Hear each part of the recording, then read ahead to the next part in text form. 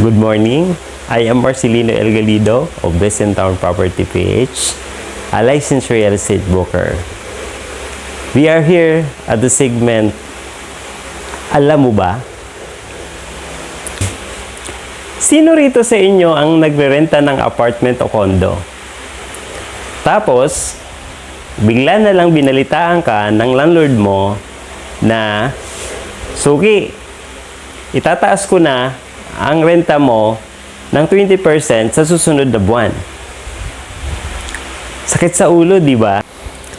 Kung nangyari ito sa inyo, or kung landlord kayo, at pinaplano ninyong magtaas ng singil, hold on.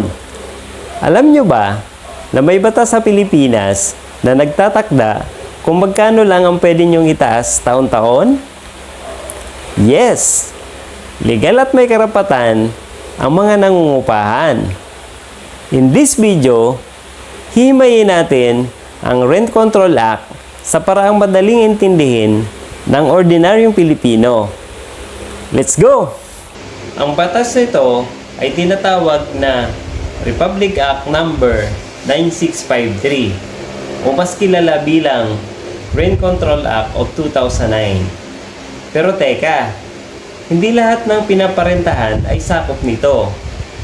Para pumasok ang bahay, sa batas na ito, kailangan ma-meet ang dalawang kondisyon. Unang kondisyon, dapat ito ay residential unit, ibig sabihin, tirahan. Pasok dito ang mga apartment, boarding houses, dorms, bed spaces, at mga bahay. Excluded o hindi kasali ang mga hotel, motels, at mga commercial spaces tulad ng mga pwesto sa palengke o opisina. Pangalawa, dapat ang monthly rent mo ay pasok sa budget na limit ng batas. Sa Metro Manila at iba pang malalaking lungsod, dapat ang renta mo ay 10,000 pesos pababa kada buwan. Sa mga probinsya naman, dapat ito ay 5,000 pababa. So, kung nagre-renta ka ng luxury condo sa Makati na worth 30,000 a month, hindi ka po sakop nito. Kontrata ninyo ng landlord mo ang masusunod doon. Ngayon, pumunta naman tayo sa pinaka-importanting tanong. Magkano ba ang pwedeng itaas ng landlord ko kada taon? Kamakailan lang ang ating pamahalaan sa pamamagitan ng DSUD ay naglabas ng bagong guidelines na valid hanggang December 31, 2025. Hati ito sa dalawang batas. Number 1, kung ang renta mo ay 4,999 pesos pababa, ang maximum na pwedeng itaas ng landlord mo ay 4% lamang kada taon. Halimbawa, kung 4,000 ang rent mo, 160 lang ang pwedeng idagdag. Number 2, kung ang renta mo naman ay mula 5,000 pesos hanggang 10,000 pesos, ang maximum na taas ay 7% kada taon. Kung 7,000 ang renta mo, maximum na 490 pesos lang ang pwedeng idagdag. At tandaan, pwedeng lang silang magtaas ng isang beses kada taon. At dyan lang sa porsyentong yan. Bawal ang hula-hula o biglaang 20% na taas. Isa pang madalas pag-awayan, yung advance at deposit. Ilang buwan ba talaga ang legal? Ayon sa batas, ang maximum na pwedeng hingi ng landlord ay 1 month deposit at 2 months advance. Period. Bawal ang 3 months deposit at 2 months advance.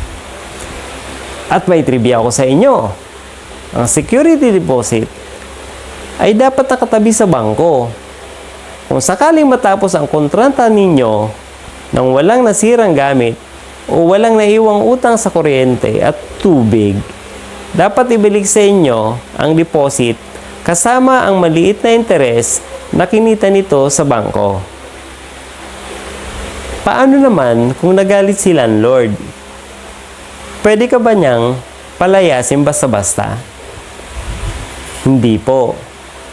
Hindi pwedeng magpalayas ang landlord ng dahil lang gusto niyang magtaas ng renta o hindi kayo magkasundo. Pwede ka lang niyang paalisin kung number 1, hindi ka nagbayad ng renta sa loob ng 3 buwan. Number 2, nagsublis ka pero hindi mo pinalam sa kanya. Number 3, gagamitin ng may-ari o ng kapamilya niya yung bahay. Pero dapat magbigay siya ng advance notice sa iyo na 3 buwan. At hindi niya pwedeng parentahan yung bahay na yon sa loob ng 1 taon.